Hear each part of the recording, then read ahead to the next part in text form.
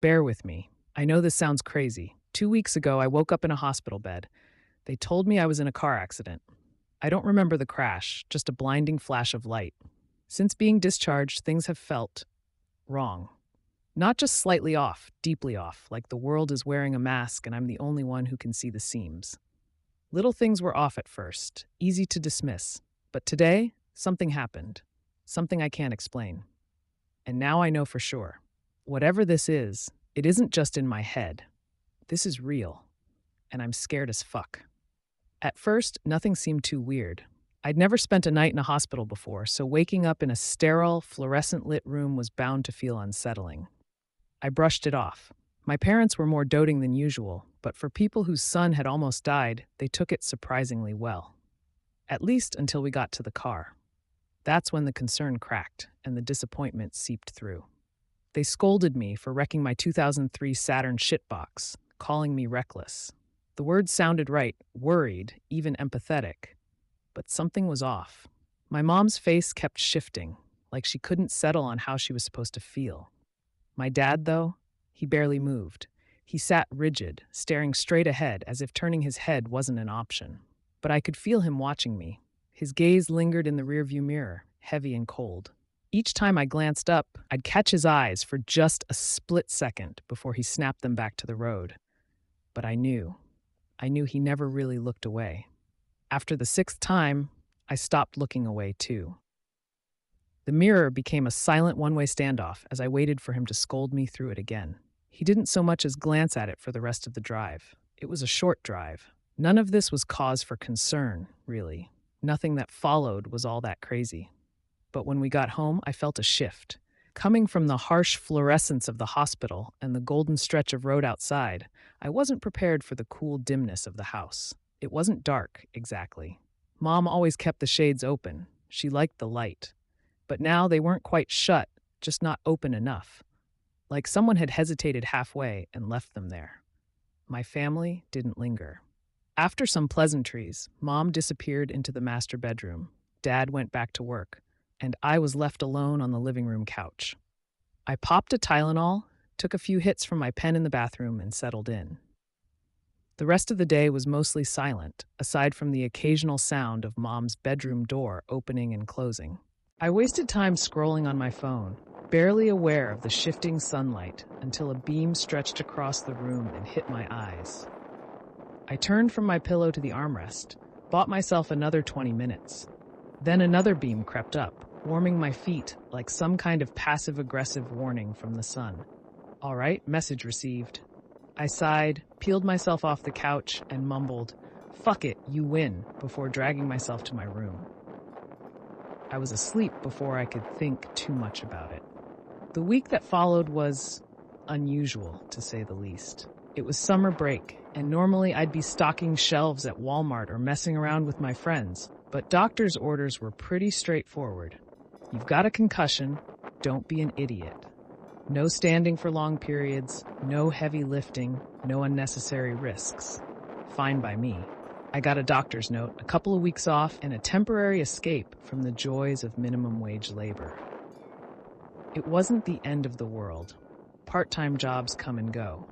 For now, I just had some headaches and a free pass to lay low. Better that than risking something worse, whether it was from dreading work or from one of my friends intentionally checking a basketball into my skull because we're over-competitive degenerates. I didn't really care to go outside much. The weather hadn't been as sunny as the first day I got back. Clouds hung low, thick and unmoving, like they were pressing down on the neighborhood. Even when the sun did break through, it was this weak, watery light that barely seemed to touch the ground. It just made staying inside feel more justified. So I did. I moved the Xbox from the basement to my room. Normally, that would have been a no-go, but if anyone asked, I'd just plead the concussion card and call it a win. No one even commented on it, which felt strange. Like they should have, but didn't. I just holed up, gaming, eating, zoning out in front of Skyrim lore videos in the living room, whatever. Aside from family dinners, I didn't talk to my parents much. The conversations at the table were dull, barely conversations at all. Dad was working later than usual, often slipping away right after eating. Mom was around. I knew that much. I heard her, the bedroom doors opening and closing, the creak of the floorboards when she walked, the soft shh of her feet brushing across the carpet upstairs. But I barely saw her. Not in the kitchen, not in the living room, not even when I grabbed snacks at night. Come to think of it, I don't think I ever saw her downstairs. Aside from dinner, some groceries spoiled, which was weird because Mom was normally on top of that kind of thing. When I pointed it out, she took me shopping, which was actually kind of nice. I got way more say in what we stocked the fridge with than usual. That was a win. But as we wandered the aisles, I noticed something. People were staring at me. Not in a casual, passing way, intensely. Like they were trying to memorize my face, or maybe like they weren't sure what they were looking at. Each time I caught someone, they snapped their head away like they hadn't been watching at all. But the feeling stayed. Not a single person looked like they could hold a normal expression on their faces. It was like they shifted through raw emotions during the most mundane tasks. I began to feel in danger. And worse, I started to notice something else. As Mom and I passed people, I swore I could hear them pivot to watch me after we walked by. I never actually saw it happen, but I could hear it. The soft squeak of a shoe turning, the faint rustle of fabric shifting. I wanted to ask Mom if she noticed anything, but the words stuck in my throat.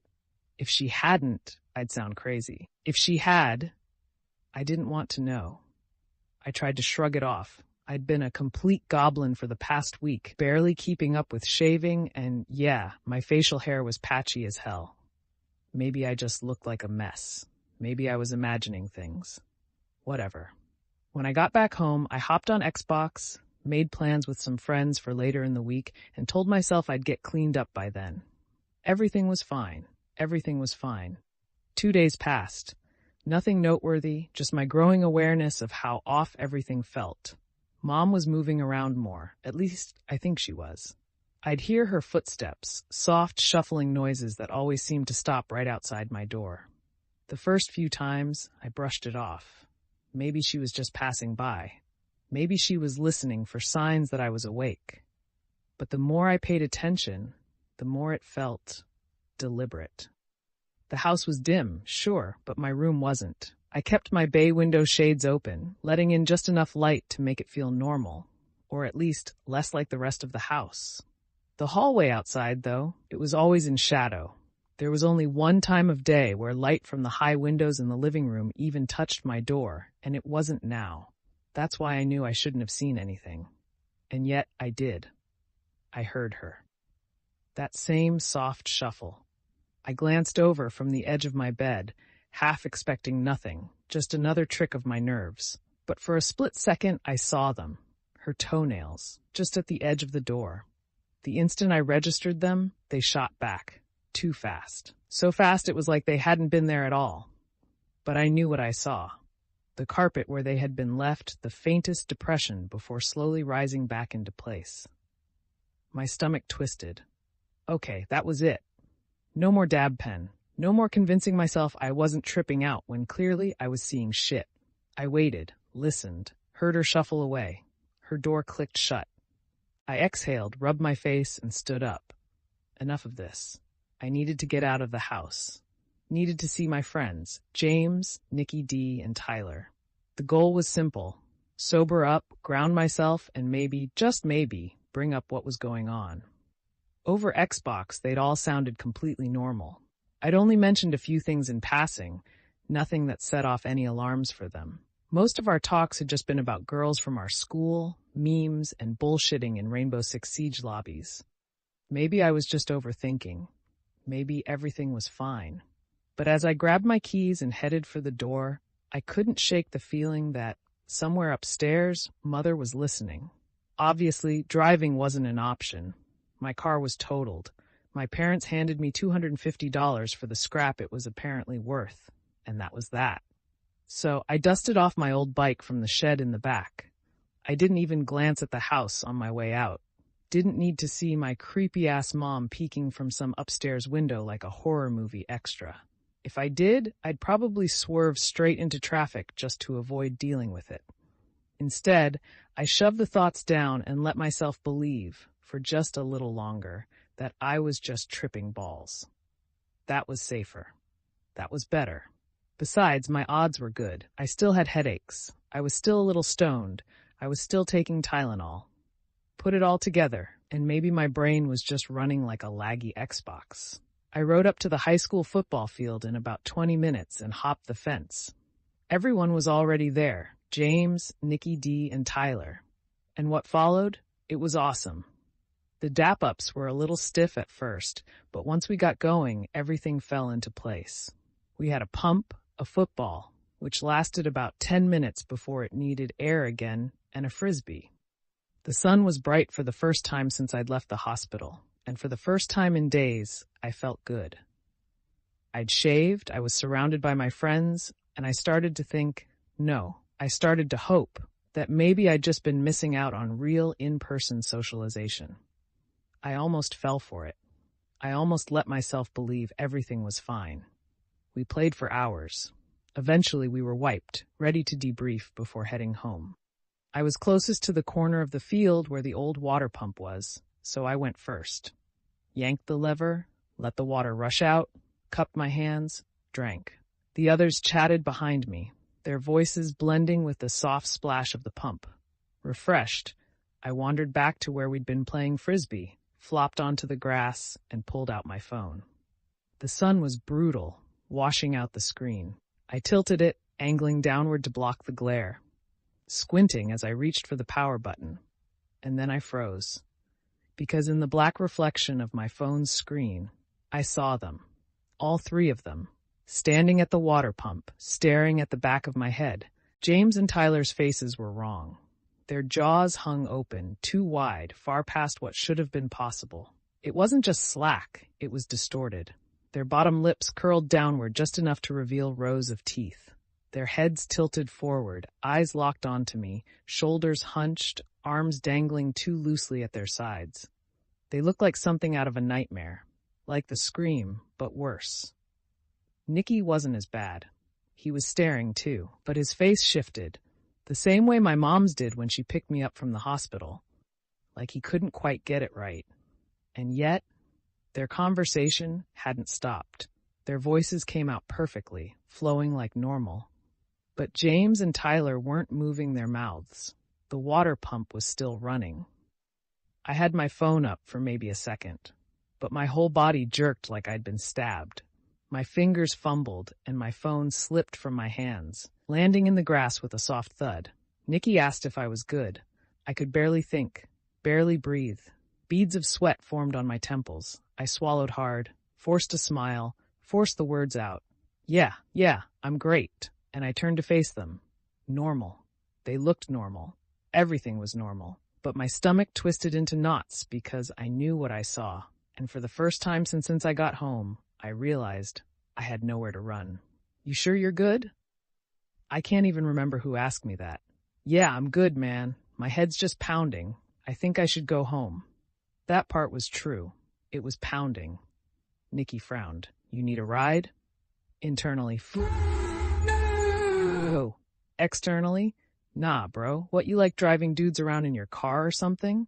You into teenage boys? I got this.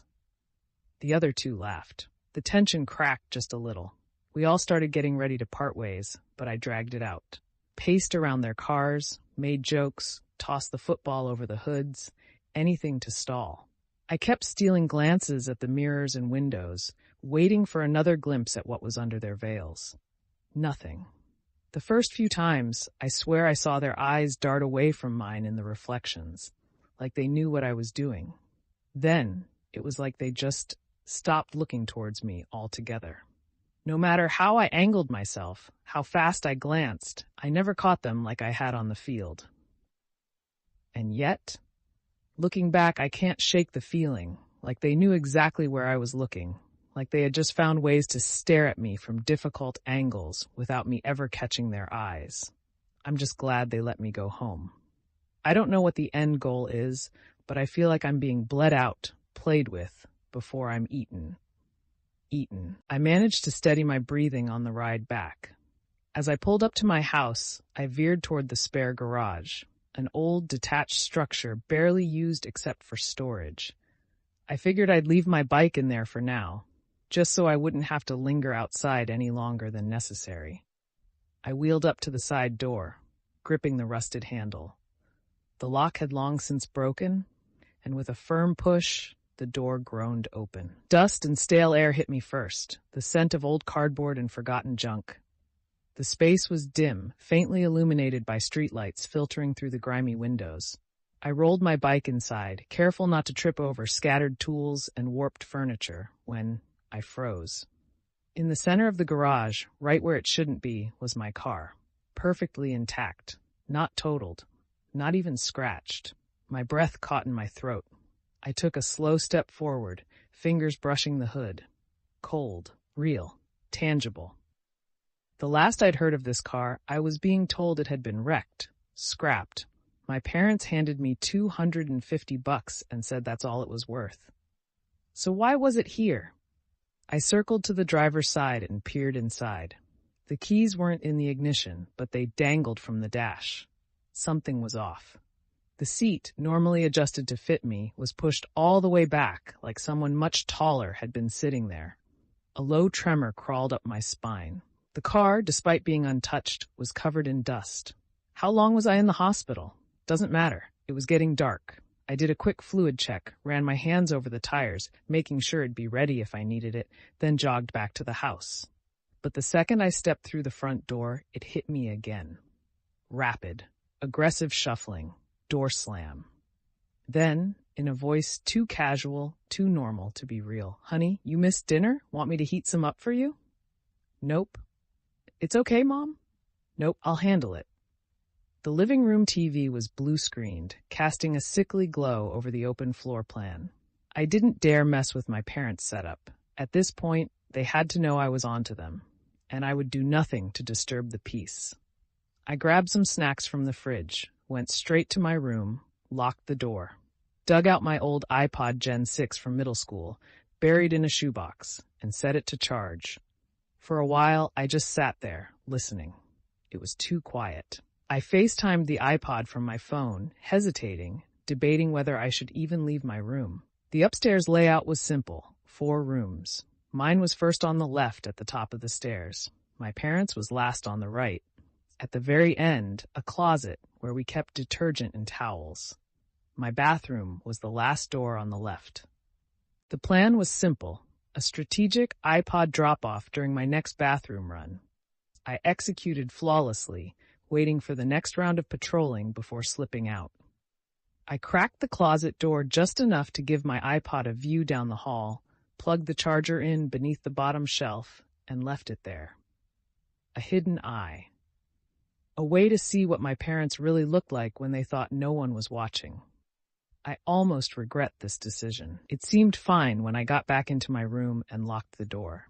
I quietly angled my dresser in front of it, wedging my desk chair as tightly as I could under the handle.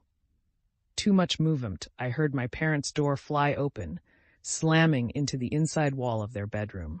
By the time I grabbed my phone, she was already there, standing at the end of the hall, facing my door, swaying. She was past the weird shifting face that Nikki had. Whatever this is, there's stages. Her jaw wasn't just distended, it was stretched beyond its limit. The skin pulled so tight it dangled with every sway of her body. Even from here, I could see the bags under her eyes. Not just dark circles, but loose, sagging folds that drooped to her upper lip, exposing way too much dry pink eyelid. Her hair, thin and patchy, clung to her scalp with a greasy sheen from the glow of the living room TV and the dim light spilling from the master bedroom. Her arms didn't hang. Her elbows were bent at stiff, unnatural 90-degree angles, shoulders hunched forward, wrists limp, long bony fingers dangling. The only way I knew it was my mom was the pajama top. It clung to her sharp, skeletal frame, stretched over the ridges of her spine, hanging loose around her frail shoulders. She leaned in, pressed against the door, her head tilted, slow, deliberate, like she could see through the wood, tracking exactly where I was. And then, A whisper. Honey, are you awake? Her mouth didn't move, lips stretched thin, jaw unhinged and frozen in that grotesque slack-jawed state. But the words came anyway, perfectly clear, perfectly human. I know you're up, honey. I just heard you moving. Yeah. I just moved some furniture around. I didn't like where my TV was. A pause. Then the whisper again. Perfectly clear, perfectly human. Can I see? My throat tightened. Tomorrow, I lied. I'm naked right now. I don't want to get dressed. Please, please, please work. I was frozen, my face glued to my phone screen, not daring to look away from the grainy FaceTime feed. My breath barely made a sound. Then finally, okay, tomorrow then. As she spoke, something shifted in the farthest, darkest corner past the stairs. At first, I thought it was just shadow, but then an arm, thin, brittle, dangling down from the ceiling like a puppet on cut strings. Another arm followed, then a body, slow and deliberate, lowering itself down the wall. My stomach turned to ice. Dad.